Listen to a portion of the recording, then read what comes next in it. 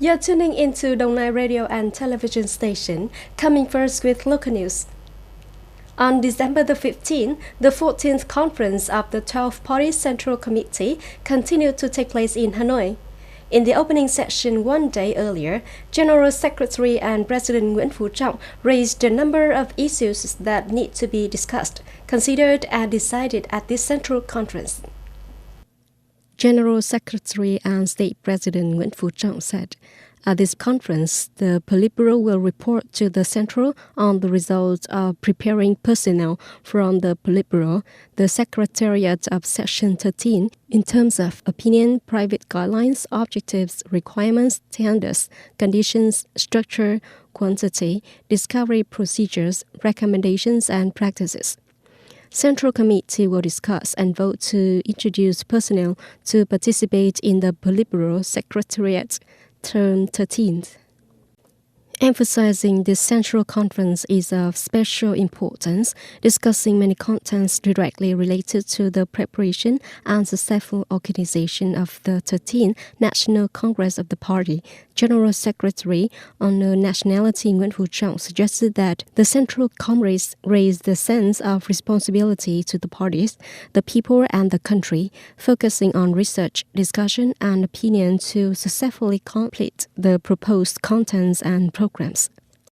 Comrade Thái Bảo, Vice Chairman of Đồng Nai Provincial People's Committee, had a meeting to inspect the prevention of COVID-19 epidemic at the Provincial Isolation No. 4, Tam Phước 2 Commune People's Police College, Long Thành District. According to the management board of the Isolator No. 4, since the outbreak of COVID-19 up to now, there have been 7 batches of Vietnamese citizens returning from abroad on sponsored flights. Of the government, each time of 200 to 300 people, a total of 1,988 people have now been isolated, including citizens of the UK, South Korea, Taiwan, Australia and Thailand, and the completion of nearly 300 citizens coming from France. In 7 quarantines, it is recorded 3 cases were positive, but all of them ensured safe isolation. No cross-contamination occurred. It is worth noting that after completing the quarantine period, most of the quarantined people were satisfied and had a good impression of the personnel on duty in the quarantine area. Speaking at the meeting, Vice Chairman of Thái Bảo Provincial People's Committee acknowledged and highly appreciated the sense of responsibility of the forces and departments participating in the task in receiving citizens on isolation. Provincial leaders want departments, branches and forces to promote results and responsibilities to do better in the coming time. In 2020, due to the negative impact of the COVID-19 epidemic, the export turnover of Vietnam's textile and garment industry is expected to reach 35.27 billion USD, a decrease of 3.6 billion USD compared to 2019. According to the Textile Association, although this result is modest in Vietnam garment industry, this result is a remarkable effort of the textile and garment industry when it strives to overcome many difficulties and challenges and quickly adapt to the circumstances. The target by 2025, the export of textile and garment industry will reach 55 billion USD, in which main products include fibers, yarns of all kinds with 4,000 tons, fabrics with 3,500 million meters, garment products with more than 8,500 products. The value of trade surplus by 2025 will strive to reach 33 billion USD.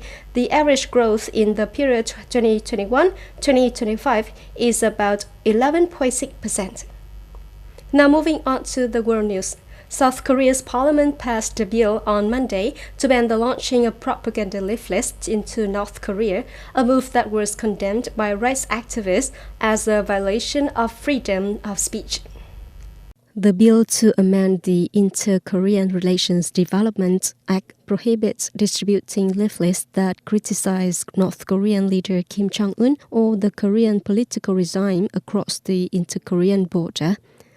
Offenders can be sentenced to 3 years in prison or a maximum fine of 30 million won, equivalent to about 27,000 USD.